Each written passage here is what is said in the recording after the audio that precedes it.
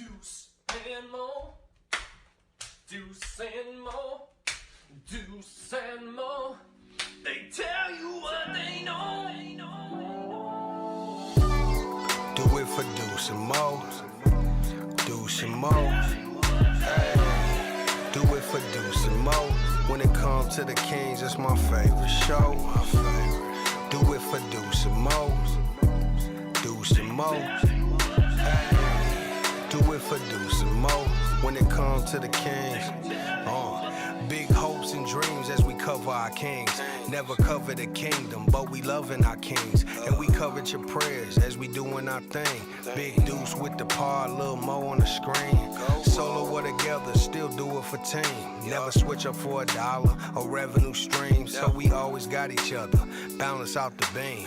Deuce and Mo, and that's the end of the thing. So do it for Deuce and Mo, Deuce and Mo. Hey. Do it for Deuce and Mo. When it comes to the Kings, it's my favorite show. Yep. Do it for Deuce and Mo. Deuce and Mo. Are you kidding me? Hey. Do it for Deuce and Mo. The Kings were buried. The shovels were out. They were dead. What up, Deuce? Oh, Lil, don't interrupt me. How about those Hey, Kings? Morgan. Yeah, you said hi to Morgan too. But how about the team I'm rooting for y'all. from the capital city, the Comeback Kings? Let's go, Kings. Oh my God. They go down a dozen after a frigid, cold third quarter. 12 points in the third. Have we heard that before? Yeah. But guess what? Malik Monk is back. Malik Monk said, I'm not losing this game. De'Aaron Fox said, I'm a dog. Jae Crowder, Boss Man 99, was doing some jaw-jacking when the Kings were down. And Sacramento rallies back from 12 down in, 7 minutes to go in the fourth quarter. And they said, I'm clapping that ass. They started Thanksgiving early, feasting on the Wolves late. How about that finish, Morgan? What was the run? I got my notes. 29-6. Kings with the victory, sending Minnesota fans home in tears. They're crying. Families broken up. Thanksgiving is ruined. They go into the frigid cold, and their team's colder than it's ever been. They've lost 4 in a row. Wow. What a time to celebrate the holidays. Happy Thanksgiving. I'm Deuce Mason. And I'm Morgan Reagan. Hello, everybody. I needed that, Morgan. We all did. I am still, I've had this weird wave of emotions since that third quarter. That third quarter took me out. Where I was in a very bad place where I've been pretty good. I let the Kings really dictate a lot of my emotions, but I couldn't get out of the dark place I was in, and it was scary. And even when they came back in the fourth, I didn't think I was believing. I was like, well, there's still time left. Oh my God, we're about to interview Malik Monk. Oh my God, that means the Kings won. Oh my God, we're lighting the beam. It was insane. Yeah, it was, in my opinion, the best and most important win of this Kings season. They have not had impressive victories. And don't get it twisted. There are some things that we didn't like tonight. As a wise person once said, Deuce Mason, don't accept in victory what you would not accept in defeat. We don't ignore the third quarter, but we celebrate that fourth. We celebrate the fact that the Kings shorthanded tonight. No DeMar DeRozan. Trey Lyles is out. The new man, Boss Man 99, Jae Crowder, stepping up and into the starting lineup. He is a dog, by the way. I know OKC thinks they started that, but Deuce Mason was on that with the original Beam team. We were barking first. Yeah, but we are not on the team, so who gives a shit? We're not NBA Hey, players. look, man, in Sacramento, we all feel like we're on the team. We're a part of the team. We're just podcasters barking like dogs on our podcast. We started it. If you have not done it yet, the biggest thing you could do to help us grow is hit the thumbs up and subscribe. All it does is help us continue to build this thing out, and make sure to comment throughout the show and after the show in the comments below. But yeah, I mean, this is This was big time shit, Morgan. This was impressive. How refreshing was it to see Malik Monk back and comfortable? How refreshing was it to see De'Aaron Fox step up in a major way? Isaac Jones. Let's start the pod. Let's start it. It's going to be Turkey Day tomorrow, Yeah. and it's going to be a I drive get back. it. But, I get it. But we're going to like celebrate this because we have to. Say hi to This is so Karen. Hi, Karen. What's up, Boosty and MC and Magic Man Scout? I just imagine Joe's with his family right now. Hey, kids, gather around. Everybody, come to the living room. Deuce and Mo are on. Yeah. We got to talk about the Kings clapping that ass. You got a lesson to learn. All right, kids. Yes. Shout out to Adam. Shout out to Real Ramirez. Bad news. Sour Grapes even happy.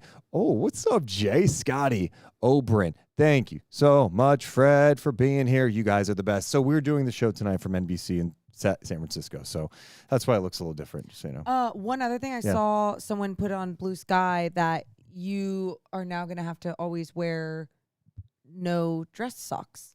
Yeah, dude, what a mess I am today. One, no dress socks. I forgot my dress socks, okay? So, look, I mean, I'm just... Okay. Move the monitor down. No, just stretch your foot up. I can't, dude. Oh, my God. Look at that. And then I notice I have a hole. Show it. I have a hole in my pants that was like this big. When Keegan Murray went hard to the back, was it Keegan or was it a Monk play? It was I don't Keegan know. Dunk. When Keegan jammed, I popped off of my chair and look, dude, look at this. This is my pants. I was wearing these on TV today. My boss was like, hey, you're going to have to cover that up. I'm like, hey, I mean, show it off a little bit, man. It's a family show. Hey, kids got to learn what it means to work out and have those cakes. That's not be nice and but thick. Again, that's not Daddy what it Deuce is getting thick. It's a in the gym. Cheap suit and not taking care of yourself is what it really is. But not taking care of myself? Yeah, like, or taking care of your clothes. Being aggressive with it. You're the only human that has ripped like 7 pairs of pants. Baby got back, baby. Okay. Baby. But anyway, back. my whole point to bring that up, someone said you got to, now that the Kings won, you can't wear dress socks anymore. Someone else was saying on social media that my hair looks fluffy tonight. I think I'm just overdue for a haircut. So again, you have not once acknowledged the whole thing. I've said it twice now, so I'll say it one more time. Someone said that you should not wear dress socks now that the Kings won. I mean, I'm gonna wear dress socks. Like I don't believe in this shit. That's why any superstitions. That's why he never even took in what I said. It literally just went in one ear, and he's like, "Yeah." And someone said my hair looked fluffy. Everyone cut holes in your pants and wear no socks with your dress shoes. The Kings won't win again, or will win or lose again. What am I saying? Yes. All right, let's start the podcast. Remember, Morgan, when we're on the road, no theme song. I could probably change that at some point, but you're going to have to perform it, and don't half-ass it on Thanksgiving Eve with families around the world watching this after an important Kings win in Harmonize Minnesota. with me. Harmonize. No, My you're voice good. is gone. Ready? All right, Deuce and Mo podcast coming down. 3, 2, 1. Hit my music. Deuce and Mo. Deuce and Mo. Deuce and Mo. The podcast that you know. I don't even think those are the lyrics. I think I messed them up. Anyway, we should know the lyrics by now. Only been playing that for 7 years. Hey, welcome into the Deuce and Mo podcast, a Thanksgiving Eve special. And what a special win it was for the Sacramento Kings on the road. No DeMar DeRozan, no Trey Lyles, a new guy, Jae Crowder, not only playing tonight, Mike Brown throws him in the starting lineup. The Kings have a great first half. It was clicking. They scored 38 points in the second quarter. They're up a dozen. Life is good. And then the third quarter comes. And we all know those evil third quarters or bad quarters. We've seen a lot of them in Sacramento this year. Sacramento scored 12 points in the third quarter.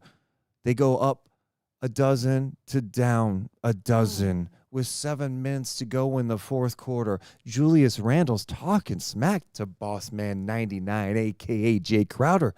But the Kings kept coming. Malik Monk said, no. I'm hungry. Thanksgiving starts now. I'm ready to feast not only on turkey, but on some timber wolf. Illegal. I'm slaughtering them. and De'Aaron Fox took over. Those guys were awesome down the stretch. Kings closed on a 29-6 run and hand Minnesota its 4th consecutive loss. They win at the Target Center 115-1-4 and head into the Thanksgiving holiday at 9-10. I'm Deuce Mason. That's Morgan Reagan. And for the first time in a long time, we're talking about a Kings win. Oh, the beam is lit. Everyone is fed. People are feeling good. And I mean, I started talking about it when we first turned everything on. I went to a very dark place. I was thinking great things after that first half.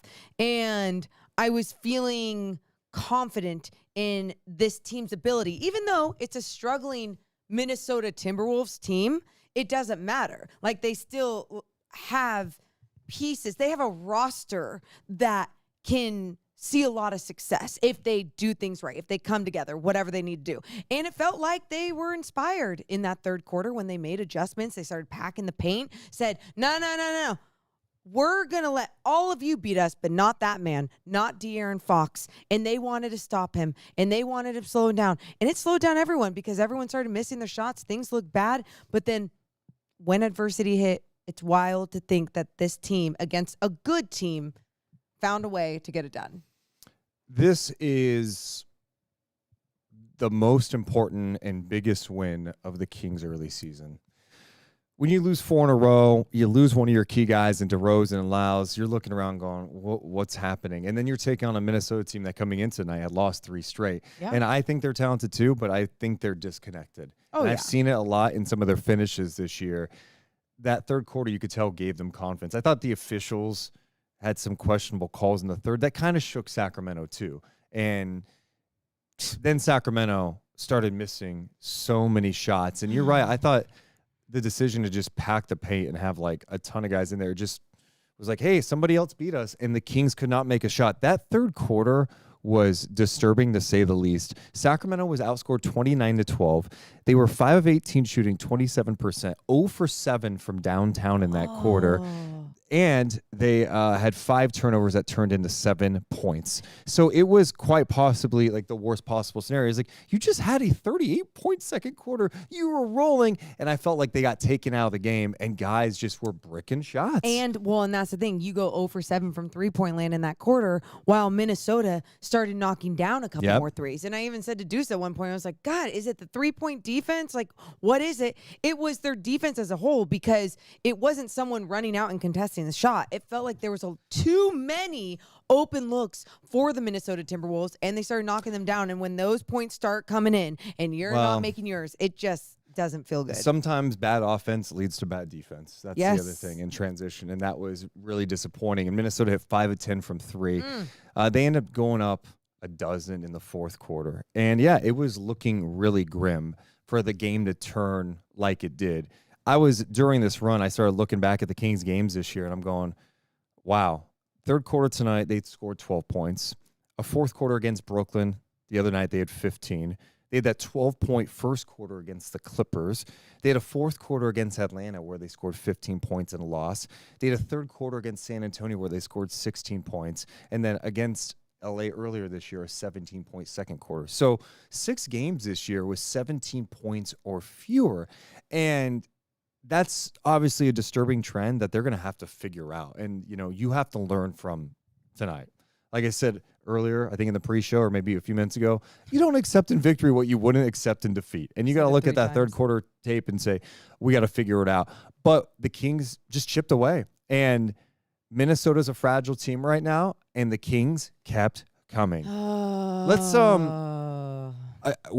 there's so much to talk about this game, but having Malik Monk and De'Aaron Fox play at the level they did in the fourth quarter alone. Let's talk about that.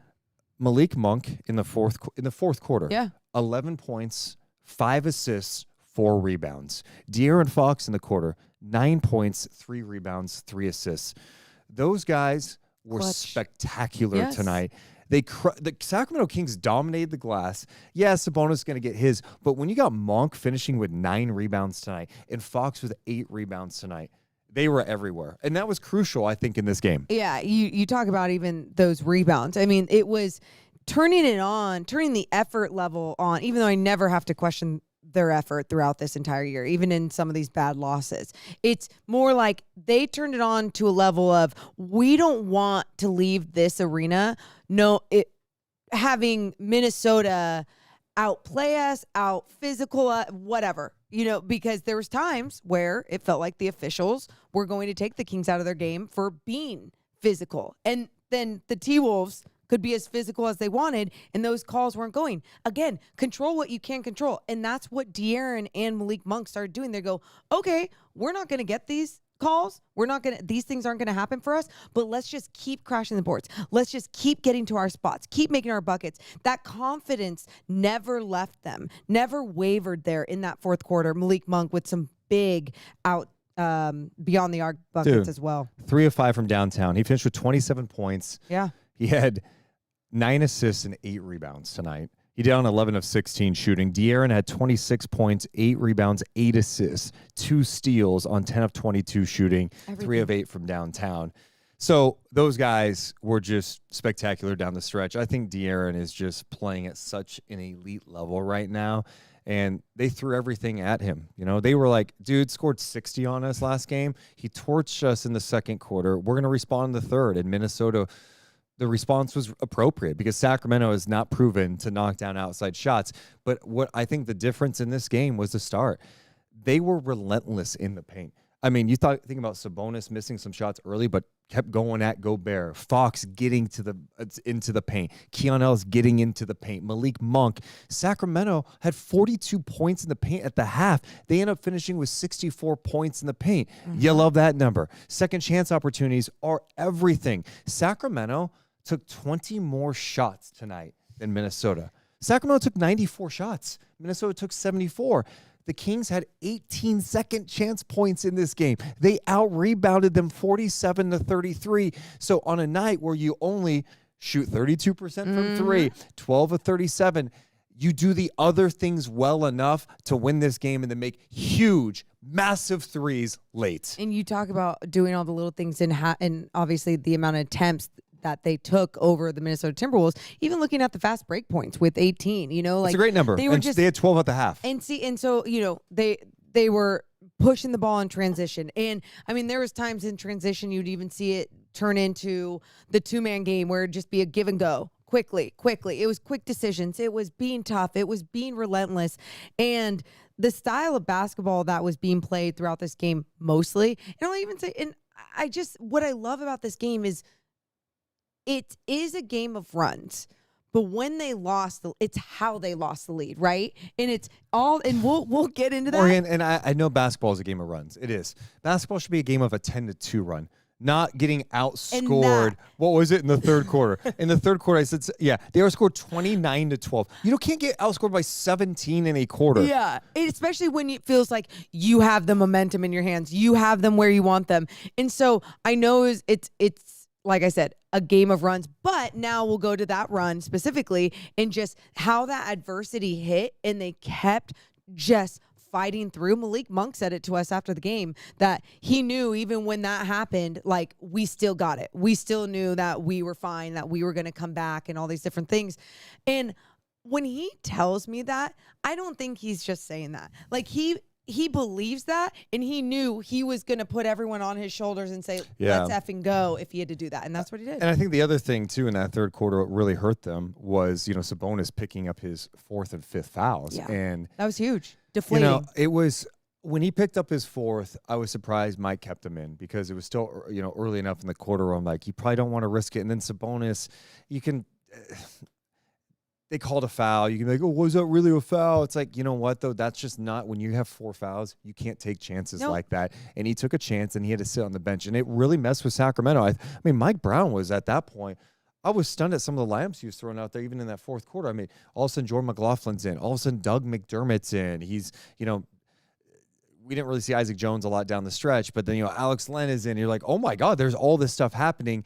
They found a way for Sabonis to get back on the floor in the fourth quarter and stay there. He made a big 3. Dude. He had some big buckets, too, for the Sacramento in the fourth. Big buckets and playing under pressure, like Deuce just said, with those 5 fouls and being able to be like, no, guys, I'm going to stay on the floor for you. Like, sure, I gave you this scare in the third quarter, had some ticky-tacks and did all these other things, but in this fourth quarter, I'm going to stay out here for you. He did that. He made some big plays, like you said. Did he have any turnovers in that fourth quarter? Sabonis on the night finished with, well, this is a good number. Okay. He finished with 3 turnovers. Those all happened in the first quarter then. He got his shit together. Let's go. Turnovers were still an issue. They were a little sloppy early, but they ended up with 17 turnovers in this game. And the quarters where they weren't very good, was part of the problem too, is they were throwing the ball away. So that comeback was spectacular. In the fourth quarter, they end up outscoring Minnesota 34-18. So they had some monster quarters. They scored 31 in the first, 38 in the second, 12 in the third, and 34 in the fourth. So I think Minnesota has some major problems defensively right now, especially with Randall. Yeah. Like the Kings showed the ability, like, hey, this team does not have rim protection. Randall does not stay engaged defensively. We know this team doesn't like to run. We're going to push them. And I also thought, like, they got guys into foul trouble. You know, McDaniels, to me, I'm be honest, man, and this sounds like I'm hating, but this guy got paid a good contract by Minnesota. Yeah. He is a guy that's expected to give them a lot more, especially like offensively this year. And then defense, and he hasn't done that. Then defensively, in general this year, he's not shot it well at all. And then defensively, he's like an all defensive guy. And I've always thought, no, dude, he's overrated because he fouls too much. And you can't be picking up quick fouls. He ends up only playing 24 minutes for them. And, you know, that's the one. They have no answer for De'Aaron. The only option was to pack the paint. And if Sacramento could have knocked down some more threes, who knows what it looks like. What's cool to see is that obviously last year McDaniels did pose as a threat defensively for De'Aaron Fox. De'Aaron's better than ever. And so did a lot of length. And my point to this is De'Aaron took that and said, well, I'm not going to let that happen again. I'm going to get better. I'm going to make sure that doesn't affect me, not just McDaniels. It's not against him, but it's around the league. How can I make sure that length doesn't affect me, people with that type of on-ball defense? And you're seeing it this season against the T-Wolves, even in some of these losses, what De'Aaron has been able to do, getting to his spots, not allowing McDaniels or any other long arms or big bodies get in his way and even screw with him just a little bit. It's incredible. The work he has put in to take this leap in his game at this point of his career is just incredible. Yeah, I've been so impressed with his finishing ability, his patience. Oh, you know, when people think about De'Aaron Fox, they think so much about his speed and his burst and, go in transition, get in the paint. But now, like, he is at times deliberate, you know, like, hey, I'm slowing it down, patience with the pump fake. And I think so many people are expecting him to be fast. So when he slows you down, he gets some great looks out of it. Being able to go the speed that he goes and slow it down at this, and then be able to change your speeds at that level, how are you supposed to manage that and know as a defender in his ability to slow down his body and stay under control, stay square to the basket? Doesn't matter if it's at the rim, in the mid-range, wherever it is on the floor. It's just been beautiful. The next guy we should talk about is Jae Crowder, the newest member of the Sacramento Kings. We found out the news yesterday that the Kings signed him. You know, Lyles goes down. The Kings need some size, strength, wing depth. Jae Crowder, someone they tried out during the offseason. Yeah. He's been chilling. And I got something in my throat. I was going to say, could you drink water? What the? I don't know what happened. I'm shocked that you would try to talk through it. I thought it would go away. Shut up, clown. Don't start with me. I've got my inner Jae Crowder. Dude, that's not Jae Crowder would never do that to a teammate. You just said shut up and clown all in like the span of 5 seconds. Yeah. So now you have to guess you what, were Julius Randle. I was Jae Crowder. Bullshit. We're on the same team, stupid. Sometimes I don't know if we are. We are. So now a teammate takes accountability. No. You know what a teammate would do if like, oh, hey, dude, are you okay? Like, you would just have to clown me when I'm clearly losing my voice. I did. Yeah. And so I shut your mouth, your clown. And anyway, let's go back to Jae Crowder. So Jae Crowder signs yesterday, right? After Trey Lyles, we find out he's going to be out reevaluating 3 to 4 weeks with the calf strain. And my instant reaction to that was, okay, we'll see. I liked Jae Crowder 4 or 5 years ago. I loved his toughness. He's a dog, all of that. But I'm like, can he still play? And I think what the Kings need out of Jae Crowder is someone that's going to be tough, play some defense, and knock down an open shot. When we found out tonight that not only was he playing, That he was starting. Yep. I was stunned. I'm like, I don't know about this one, Mike Brown, because this guy has not played in a game this year. He hasn't played with your team. He hasn't had a practice. He hasn't, like you just said, hasn't played in the league this year. And then you're just, hey, we're just going to start strong. You're just going to be in the starting lineup tonight. How quickly they make a jersey and everything is just always incredible to me.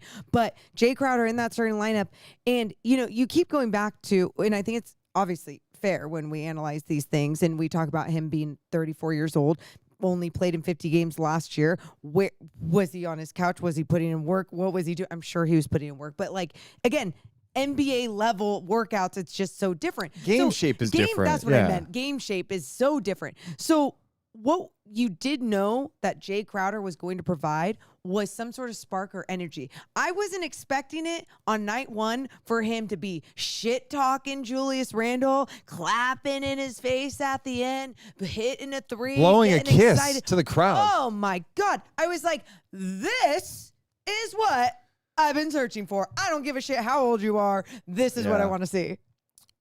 Yeah, I'm beyond impressed that he was able to play 27 minutes tonight. The guy didn't, when we say he didn't have a practice, they had a shoot around this morning, but there's only so much you can learn, right? He's just getting there. There's only so much of the offense and the sets you can learn and the defensive strategy. But, he's a veteran. He's been around a long time, been on a lot of teams. So he understands basketball. And there's some things he's going to learn. I think they mentioned on the broadcast at one point, he set a weird screen for Fox or was in the wrong spot. Things that he'll learn from. Yeah. But the intangibles he brings is so important. And it's one thing to have a guy that's shit talking. If he can't play, it doesn't really matter. So, if he's able to contribute on a consistent basis, knock down some open shots, battle guys a little bit, that's going to be great. There'll be going to be some defensive matchups that aren't good for him. He's not going to be able to defend guys a ton on the perimeter, athletic guys, but he's so strong. He's a smart player. He's got active hands too.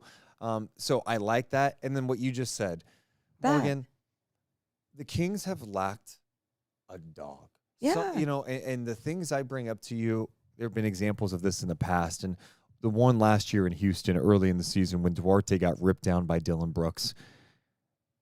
Not only did Duarte not do anything, but none of his teammates came over and did anything. That was a big moment. I was irritated by it. It's you got punked. And there have been times the Kings have gotten punked. And you're like, are you just going to take it? If someone fouls you hard, you're going to take, sometimes you need to, get a technical, push a guy. You don't take shit. And Crowder doesn't take that. And I love it. He was John at the refs a couple of times. He was John at Julius Randle. He's not afraid to mix it up. And having that type of energy from a team that at times is just too nice is good to see. And it's like you said, expectations of what you're going to get out of him on the basketball floor. I'm not saying have low expectations, but be realistic about it. Yeah, that's it. You have to be rational about what he's going to contribute at this point of his career, especially being a free agent. Other teams, what he's lacking or whatever, especially on the defensive end, being able to run out and defend some of the guys along the perimeter. But right now, it's the exact tweak that we need to see for the Sacramento Kings, because we weren't going to see them blow it all up or a big trade all of a sudden happen in the NBA. So the tweaks that we keep promoting and putting out there, Deuce, this is your first tweak. This is a tweak you get. Yeah, and you hope that he can keep this up, because I liked what the energy he brought, and you need guys like that. You need guys like that in the locker room to inspire a little bit. Loved what I saw from Jae Crowder tonight. Yeah. So fun. I've always been a Jae Crowder fan, but my question is still how much does he have left to give? Because he's had we keep some saying that. I get that, but we saw something positive, and that's why it's temper expectations, and then yeah, I'm just saying I'm not downplaying what he did tonight. Yeah, I'm not at all, and I think there's something to be said. You think about how the Phoenix situation ended with him. He wasn't happy about what his role was going to be. He ends up being away from the team. They trade him to Milwaukee and didn't really have the impact that maybe he thought he would. Now he's been chilling on the couch. We keep saying chill on the couch, chilling out whatever he's doing. He's not playing in the NBA, right? So maybe there's also some extra motivation. This is it. Mm-hmm. This is my final chance, and I'm going to a team that needs what I role possess. that I play. I'm ready to buy into this role, and I know if I can come in and knock down threes, if I Absolutely. can get some big rebounds, get some stops, be that emotional lift, I have a spot on a team that has potential to be good in the West. So I'm eager to see how it unfolds. Another body that we saw out there tonight, Isaac Jones, doing a great job off the bench early on. He Love him, finished man. with 8 points. He was 4-7 from the field, but I thought it was the way that he was really going at Gobert, the way that he was scoring in the paint. He didn't give a shit who was in front of him. He was going to score that basketball. He was going to remain aggressive, and he looked controlled. His big body. I was excited to see a Kings player with a big body out there and putting in work.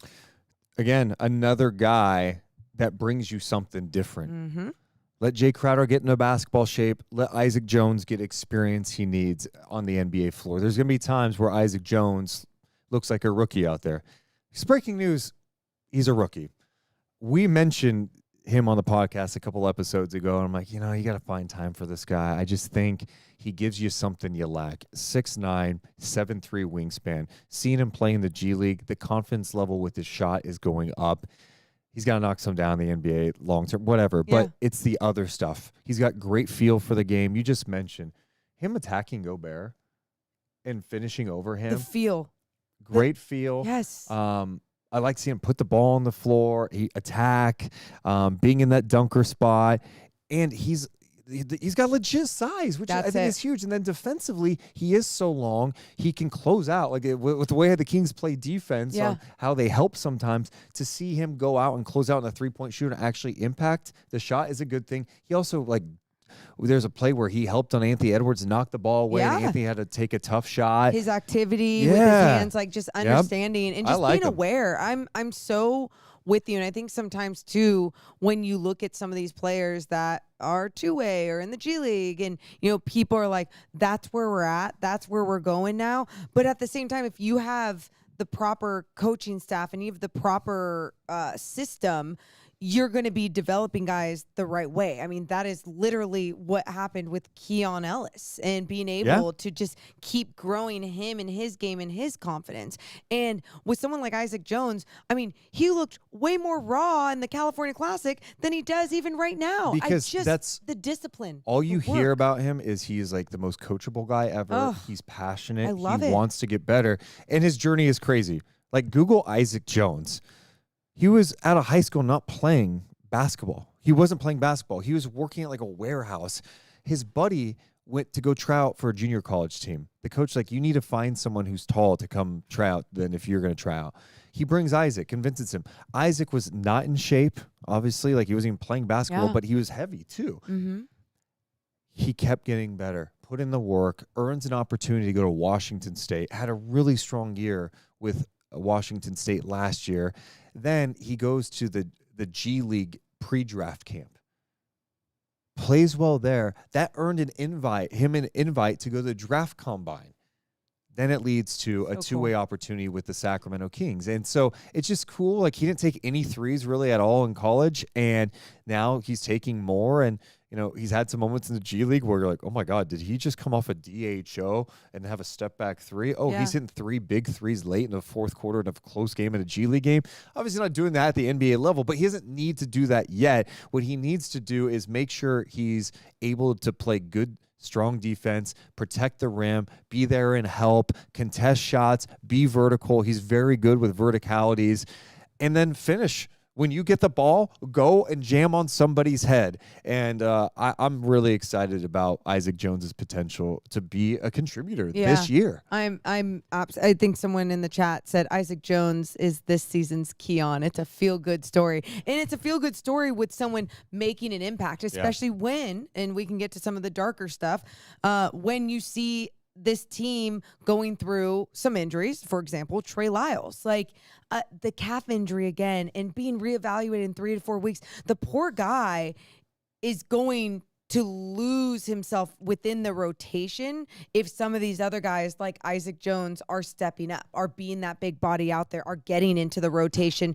and making that same type of impact. So I go to Trey Lyles because then I just go even deeper into the bench to someone like Kevin Huerter tonight, who didn't look good. And Mike Brown did not like what Kevin Huerter added. He only played 14 minutes. Yeah, and he's in a major funk. And Kevin tonight was 1 of 6. He was 1 of 5 from downtown. He also had 3 turnovers in 14 minutes. I feel so bad. Like his ups and downs, like I can't imagine what they're doing to him mentally, but I feel like he's taken a step with his mental game in this last year. But at the same time, when you can't do your job out there and Mike Brown has standards and expects one things, he's going to go to other people. Yeah, he's got to adjust better to the role off the bench. That's all there is to it. He wasn't playing well. He wasn't shooting the ball well as a starter. He had some moments this year where, like, oh, maybe he's turning around, just knock down some shots. He's not knocking down shots right now. I think now he is 3 for his last, do the math, 27 from 3. He's got to knock down shots. He can't be making mistakes. He's got to be engaged. The Kings threw some bad passes early, but yeah, he's not adjusting well to his role off the bench, and he needs to. He needs to, because I think he can thrive. But at some point, Mike's gonna have to go a different direction. You don't want to do that for a variety of reasons, right? Like this guy should be able to help your team because he does some good things out there. But if he's coming out there and we're getting the Kevin Huerter that's not only missing shots but turning the ball over and not engaged defensively, that's a challenge. And then Mike Brown's searching for other guys, you know? I mean, he's going to Doug McDermott. All right, I'll play some J-Mac here. Just searching. And so hopefully Kevin can get it going because he needs to if this team's going to have some success. The bench has to be better. Yeah, I think when we talked about bench production tonight, even on the postgame show, it's like we're talking about Malik Monk. We obviously talked about Isaac Jones and what he added early in this game. And it really did set a tone and make an impact on like, oh yeah, we know what's in front of us and we can score on these guys. I also loved seeing Keon Ellis in that starting lineup. I thought he knocked down 2 threes, I think, 2 tonight. of 5 from downtown. 2 of 5 from downtown. You know, a few other ones where it just would have been so nice to stop the bleeding or whatever. But I still enjoyed seeing him being put into that starting lineup down Debo, down Trey Lyles.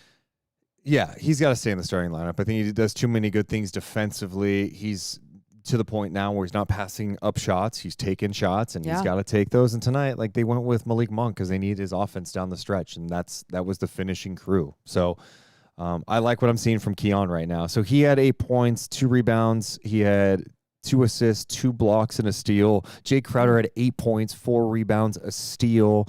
And then Isaac Jones had 8 points, 5 rebounds, and assist. Anything else that we're missing as a team?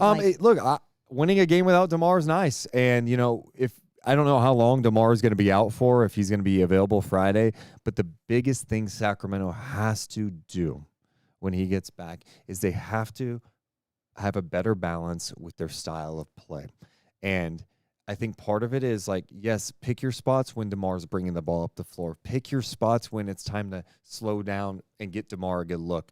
But more times than not, the Kings offense is at its best when it's getting into the early offense fast, getting ball movement, setting screens, moving without the ball.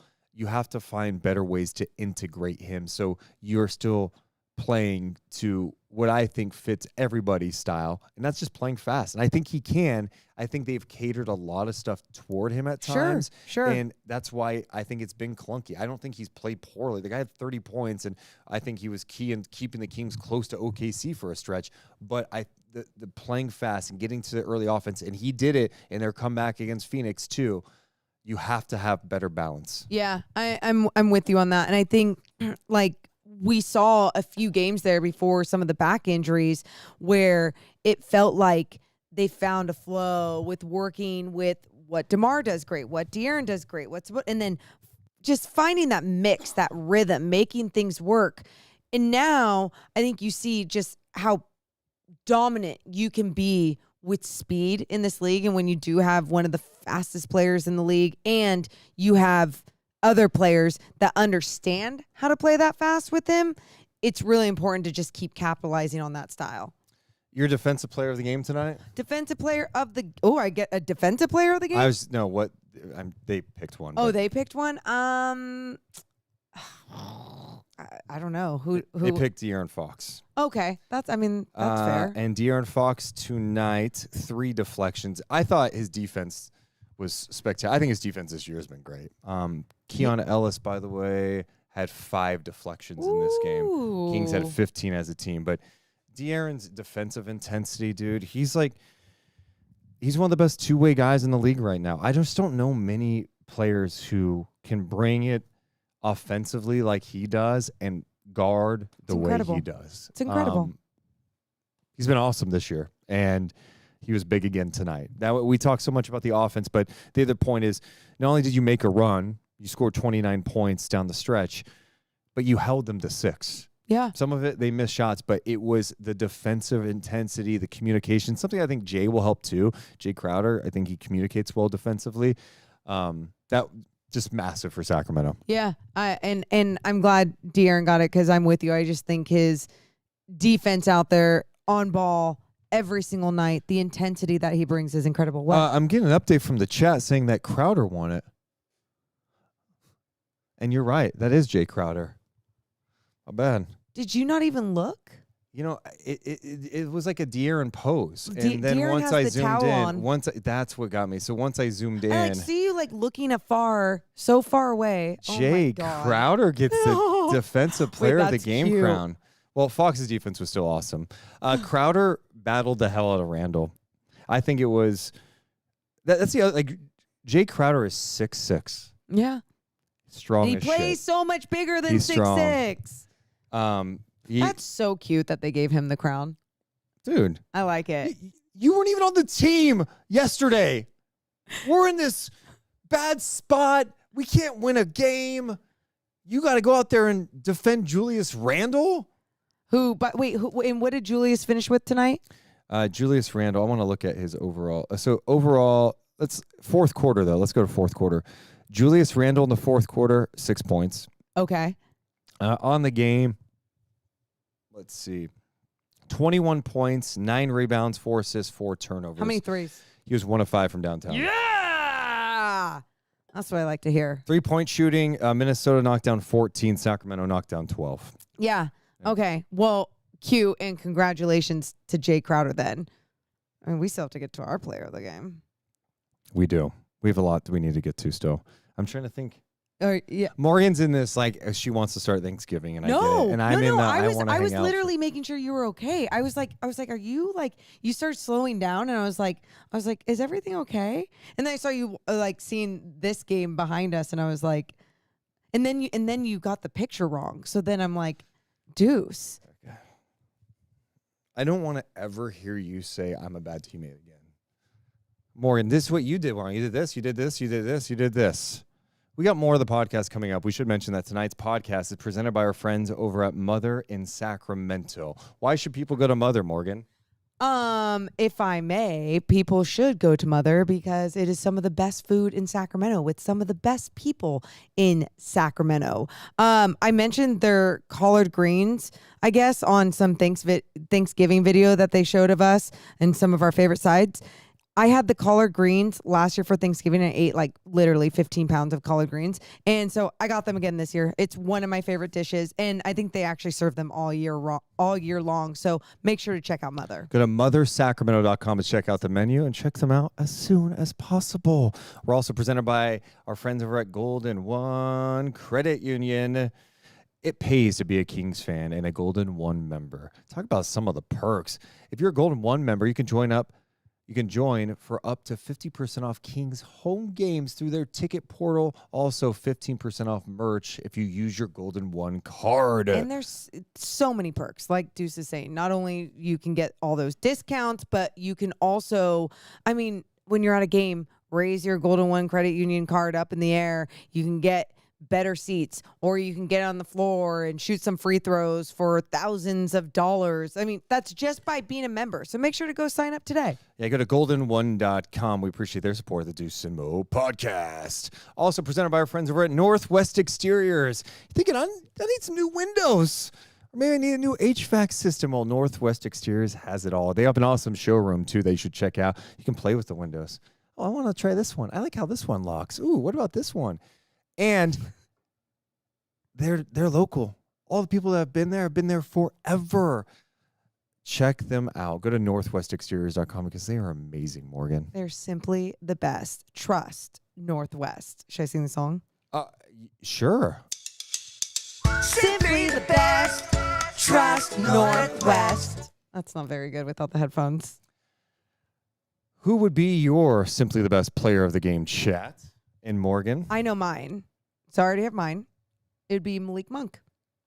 I think that's a good one. That's definitely mine.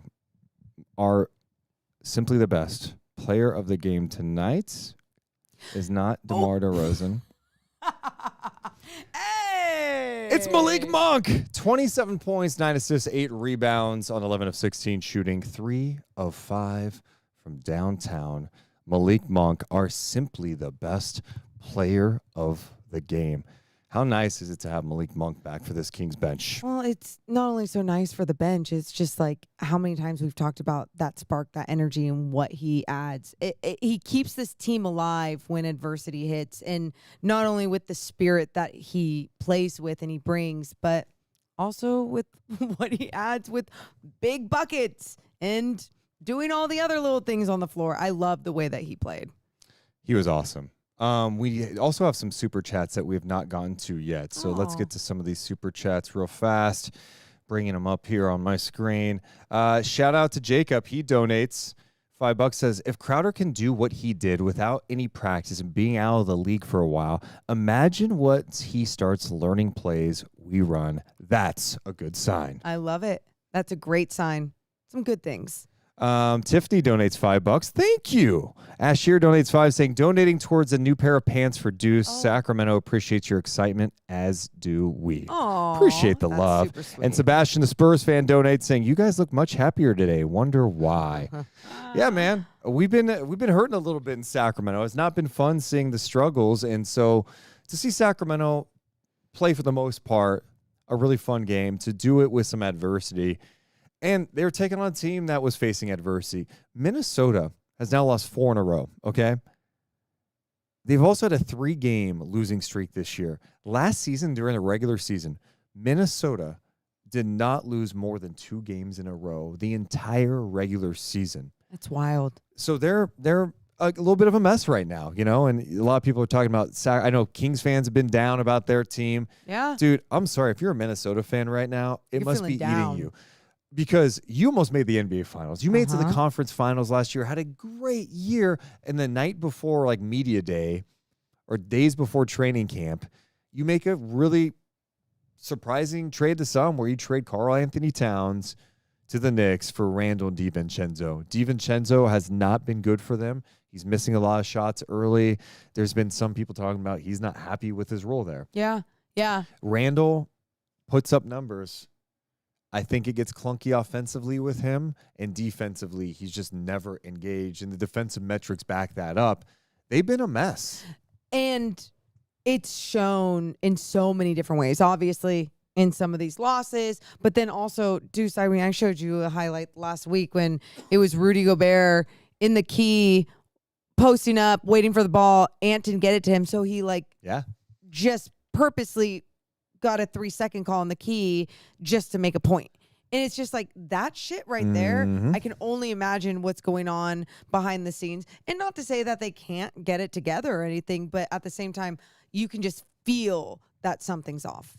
Yeah, that was such a weird situation. And then even the game last night against Houston, they just fell apart late. And, it's Randall just doing his thing and kind of ignoring Anthony Edwards. Ant was inefficient in this game tonight, too, for the Minnesota Timberwolves. He ends up in this game with 29 points, but he did on 9 of 24 shooting. Whoa. 9 of 24 shooting for Ant. Yeah, I mean, we were talking about how efficient he's been against the Sacramento Kings, how Against he's been everybody. playing. Yeah, and so, you see Ant still be able to drop 29, but I felt like the Kings were just doing a good job of still remaining tenacious, remaining aggressive, remaining physical, trying not to foul at times, even though it still got frustrating with the officiating at different points. What? Just you getting mad at the officials. No, it was, there was just a few points there where I'm like, I don't even give a shit if you call every single foul, both teams, whatever. The flow of the game's going to suck, whatever.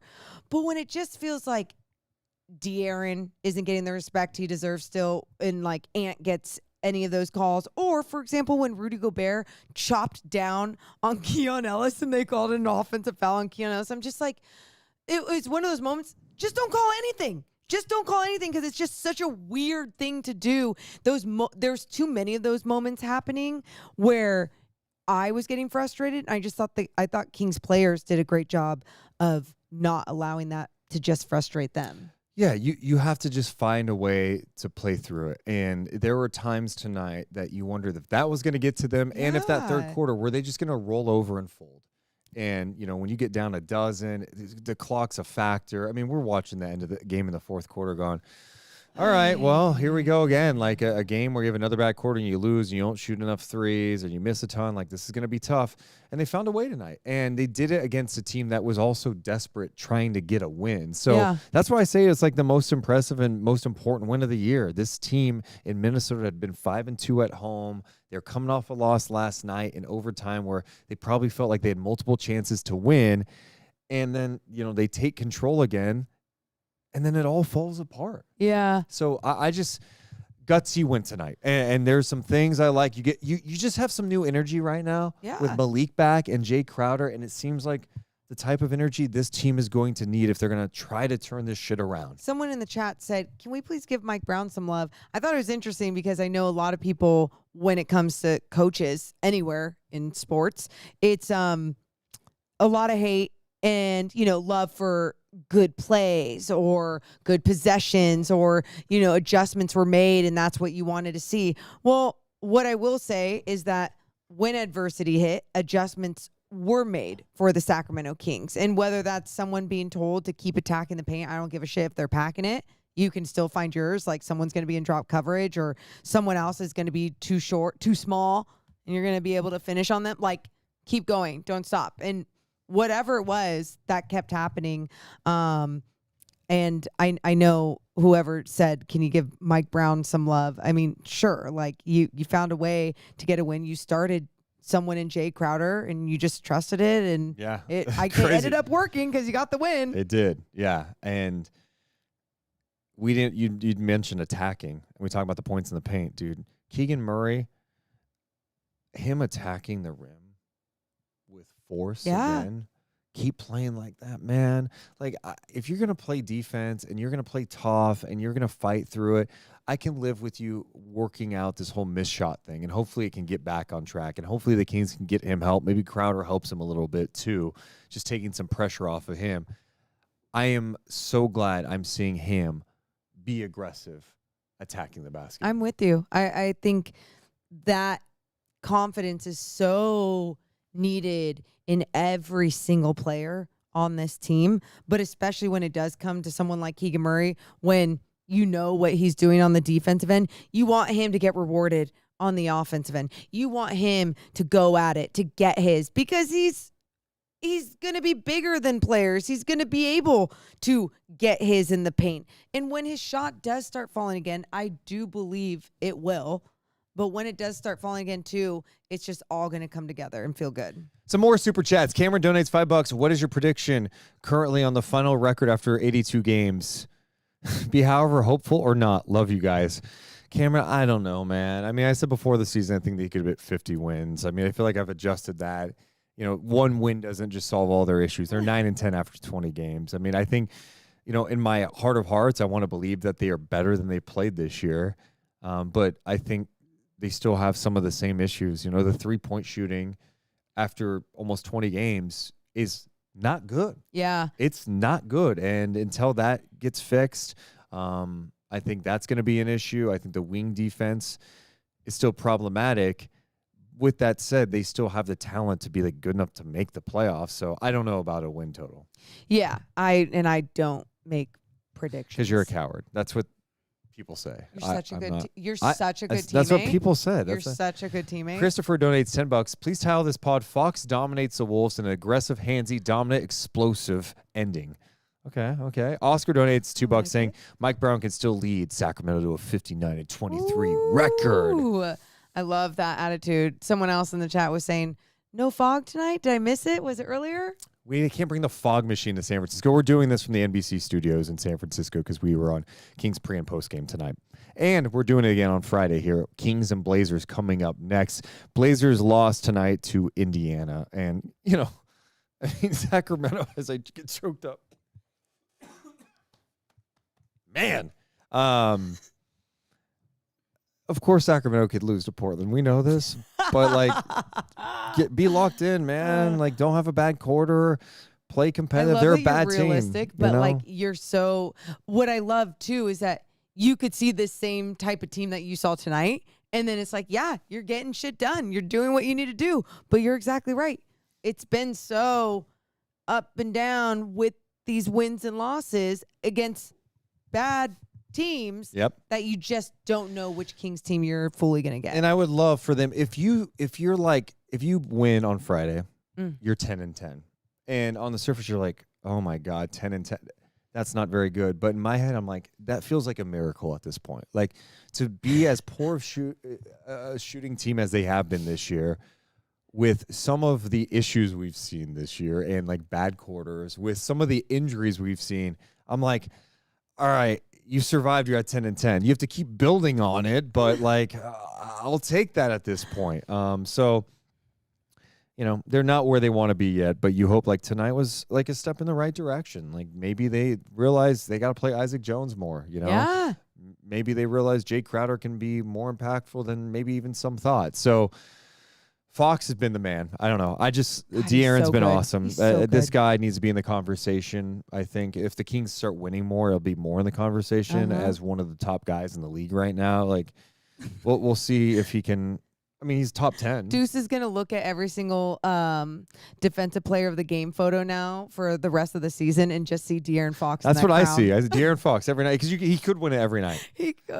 The deflections, the steals, the intensity, and then he's still bringing it on the other end. Get it. His rebounding's better than ever. His confidence in his game, his ability to score at all three levels. He's doing it all. The guy's a stud. He's an absolute freaking stud, and that's why I've been stressing the importance of getting this together and capitalizing on this guy's prime. De'Aaron Fox wants to be on a winner. Put winners around him and let's go to work. This guy is in his prime. He's playing the best basketball overall in his career. Let's get it together. Let's go. A few people I saw in the chat too asked something about why didn't you guys do the halftime report and the halftime segment that we usually do for NBC Sports California. Sometimes when there's so many different shows or sports going on, there's different studio rooms being used, and so they can't feed it back to the studio. Just all this technical stuff. I mean, we get 90 seconds to talk at halftime anyway. What is? Well, someone else thought it was because of your pants being ripped. Oh, no. I was no. Deuce it's a Sharks game, Warriors game, a Niners thing that was being taped here. The studios were jammed, packed. So it was just not happening. Is there anything we missed about tonight's game? Any sequence that jumped out to you? Any players? I just, me, I don't want to go in the holiday missing anything. It's or what, you'll make me do a podcast on the holiday? Yep. Yeah. We talked Domas. We talked about all the starters. We talked about some of the weird rotations at when it felt like, why are you putting in Doug or J-Mac? We talked about the Kings defense overall. Fourth quarter numbers for Minnesota, we didn't really focus on. Sacramento outscored them 34-18. Minnesota was 7 of 20 shooting. Okay. They were 2 of 10 from 3. Ant had 4 3-pointers in the first quarter. Did not have another one the rest of the game. Wow. That's impressive. By the Kings defense, obviously. I felt like their defense against the 3 was better tonight. There were moments it wasn't great, but I felt like they were more aggressive running guys off the line. Maybe I'm wrong, but it felt like they were much better. But what's crazy is the moments that they weren't locked in, literally, Deuce, where it needed to be 100 billion% effort, was when you saw those open threes. And once one started, it kept raining for Minnesota, and it kept just taking the Kings out of it. And you just see how important it is, especially against, I know the T-Wolves are struggling. I'll still call them a good team. Against a good team in the league, you got to make sure that you are playing every single minute, every single quarter where you're just like not having these screw ups. Like you're going to have a turnover here and there. Domas had 3 in the first quarter when the Kings were playing well. Those type of things are going to happen, sure. But when it comes to like controlling what you can control with another team and what they're doing from beyond the arc and making sure that you have a hand in their face, you're not giving them the easiest looks. It's just so very important. I was going to mention this. Minnesota now 8-10 on the season now. Nice. 8-10. Love to hear it. Also, donation said, did anyone else notice Royale is in the corner of the screen? Eye emoji. You guys rock. Oh, he is in there. Well, because we had the Royale curse going. Remember I was talking about the Royale curse. The Kings haven't won. Apparently, they were 0-4. That was what Jake Gaden from CBS 13 put out. Well, they won tonight, so it snapped, but he's still watching. Evan in the chat, in all caps, love how they haven't mentioned Kevin at all. The media, the Kings sugarcoat Kevin Herter. Stop sugarcoating Kevin's bad performances, 18.75%. Okay, Evan, it's Thanksgiving, so I'm going to be nice to you. Thank you. But we started with a Kevin Herter stat of how many threes he's made in, 3 of 27 or some shit? Yeah, so Evan, I'm going to suggest you hit rewind because maybe you need to listen. Okay, I know you don't like Kevin Herter. I see you in the comments all the time after we post videos. Stop sugarcoating it. We just said Kevin Herter's got to figure it out. He has not been productive off the bench. I'll just repeat it. I'm going to do you a service right now. Happy Thanksgiving. Here, you have your side dish. Here's some side dish of information for you. Yeah, he is struggling big time. He was not good tonight. He can't be out there missing shots, not playing defense, having 3 turnovers. We mentioned that in his 14 minutes of action. So before you hop on in a chat room and get your little fingers typing away, listen. And I'm not sugarcoating that. Stop being a casual, stop being a troll, and work on your listening comprehension because maybe, just maybe, you will listen and learn something from the basketball sickos and the basketball mind, clown. Piece of garbage, dude. Screw Evan. That's all. No, you know what, Evan? I hope your Thanksgiving sucks. No. I hope the turkey's burnt. No, Evan. I hope the pumpkin pie is dry. I hope you have instant mashed potatoes. Conversations are nice. So just like, you're being kind of mean in there, even about people or about players is my point. And it's like, I don't know, it's just kind of weird and irrational. That's all. I hope your Thanksgiving goes well. Yeah. But if your turkey is burnt, you deserved it. You kind of had it coming. Okay. Can't be a dick. Speaking of Thanksgiving. Yeah. Happy Thanksgiving to everybody. You guys mean a ton to us, and we appreciate that you guys have been rocking with us not only for so many years, whether you've been here for years or if you're new to us. We appreciate you guys being here, win or loss. And I know the season can be grueling sometimes. It's long. You guys provide us a lot of energy, and it's fun to come in here, even read someone like Evan who doesn't really listen well, but also all the people who are like active participants, people who come up to us at games. I am thankful that I get to work in my hometown market for the team I grew up rooting for and cover this team and do a podcast about them. Like, what? Like, it's pretty cool. I'm living a dream, and I appreciate you guys so much. And that's it. I mean, we truly wouldn't be here without all of you supporting us throughout the way, just being here. I mean, sure, that's support, but for us, it's also just so much fun. So thank you for providing that fun as we reflect on Thanksgiving almost every year. What are you thankful for? I'm thankful for health. I am thankful for this career path that I have taken that has had a shit ton of bumps throughout my early years and awfulness, and it's led to a lot of fun and great things. And I'm just like, when you get to see that light, it's really cool. I'm really thankful. Anything else? Sweet Bojack, sweet Carlin, and my family, and last but not least, Deuce. Wow. Thankful for you, Deuce. About time. You should lead with me. In all seriousness, I'm thankful for a lot, dude. I am so thankful. for many things. One, my mental health. I was just thinking about the last year. I started therapy like last October, and I used this example in our members only chat last night that we did. Yeah. You know, after my grandma died, it was like earth shattering. There's a lot, and I noticed like the first year I just wasn't myself. There's a lot of mental things going on, and I found a therapist, and going there twice a month has helped me so much. And like my issues, I like to use this example. It's like a massive boulder. Okay, there's a lot of stuff, and it's like going to the gym, right? You're not going to just get ripped by going to the gym. You have to change things. You have to build good habits, and going to therapy has helped me just kind of chisel away at that boulder. It's still very big, and there's some deep issues I don't even know about, but it's helped me so much. So I'm thankful that in the last year, that's helped a lot. That you've worked on your mental health. Yeah. And then I'm also thankful for the fact that Carlin, who last December, I just will never forget, like, rushing him to the vet in tears, thinking he was like going to die, has emergency surgery. And here we are almost a year later. This dog is so happy. He's not on pain meds.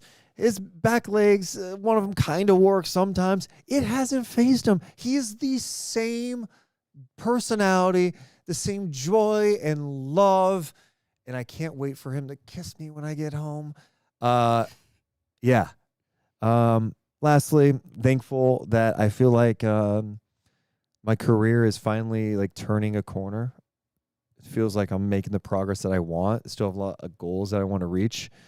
But I've been in this game like 20 years because I started when I was 16. Yeah. And it's been a grind. And you talk about the bumps. Yeah, it's like just evolving. And I'm like, all right. So anyway, there's a lot to be thankful for. But those were the three main things for me. And also all you guys for supporting us. It means a lot for you guys to be here. So. I'm thankful that the Kings clapped that ass tonight. Oh, there we go. Can you believe those fans in Minnesota? They're going to the game tonight like, oh, we're bouncing. We got the Kings tonight. We're bouncing back. These clowns, we beat them twice this year in their house. They're not coming here and winning. Think about it. They leave their house. It's 20 degrees as they drive to the Target Center. They get out. It's freezing, shivering. In the third quarter, they're laughing. They're laughing with Julius Randle. They're going, Jae Crowder's playing for these guys. They suck. And then at the end, kids were bawling. I see couples fighting. Yep. I see families just in disarray as they leave the Target Center with frostbite. Yeah. It's freezing outside. Absolutely. Their team's a mess. The team that made it to the conference finals, they are 8-10. Their Thanksgiving is absolutely ruined. Again, okay. And all it does is make my Thanksgiving I hope better. Minnesota fans are okay because we get you. We understand so many of those downs and when everything just does not feel right. So I do. And you know what? This, in all seriousness, because I know a lot of fans go back and listen. I see the comments, OKC fans, the Golden State fans, Wolves fans. They've got talent and they've got some things to figure out. And just hang tough. Like I think one thing you hang on to in all seriousness is like the Cat Gobert thing got off to a really rough start. Yep. It did finally turn around. It took time. Maybe they can turn it around, or you just have to adjust on the fly. From one struggling team to another, we see yes. it. But we are really glad that the Kings got the dub. And if you want to merge with the Kings, we can do that. Yeah, merge. We could be One the Sacramento team. Wolves, but we have to play in Sacramento. Yep. Anthony Edwards is on the team. Yep. Gobert, Hit you or can miss. go off the bench or something. Yeah. But, no. Yeah, their fans have been through a lot too. So, any other final thoughts from you, Morgan? I hope you all have a wonderful Thanksgiving and that we all get to go into it being very happy. Yes. How do you feel about the pod tonight? Because you criticized me a few times, so I was just wondering. Oh, we're having our breakdown now? Yeah. I felt good. I thought your energy left you a little bit at one point. Oh, you just asked. That's not an insult. I just thought I was like, oh, is his energy going a different way? And so, but I liked everything that we talked about. It was like a fun game, a lot of fun things to break down. I'd say B- tonight. B-. How come? Just felt a little chaotic. I don't know if our breakdowns were deep enough at times. Ooh. But maybe they were, and I'll listen back and think it's awesome. Like you wanted more examples of possessions. Yeah, you know me, but it's all good. But sometimes too, when you're flying high off Yeah. of a W, it's Yeah. like when you just look at the whole picture. It's also fun. We grade ourselves after every single podcast. It's the only way that you're ever going to Yeah. get better. Yeah, exactly. All right. For real, though, happy Thanksgiving. We appreciate you guys so much. Hopefully you enjoy it, whether you got family or not. Well, trust me, I've got family issues galore. I know that. But hopefully you can sit back and enjoy the day in some way. We're going to be back live again Friday night after Kings Blazers. We'll also be live on TV that night on pre and post game. We love you guys, but we got to go. You all have a wonderful rest of your night. See ya. Deuce and Mo, Deuce and Mo, Deuce and Mo. They tell you what they know. Deuce and Mo, Deuce and Mo, Deuce and Mo. The podcast that you know.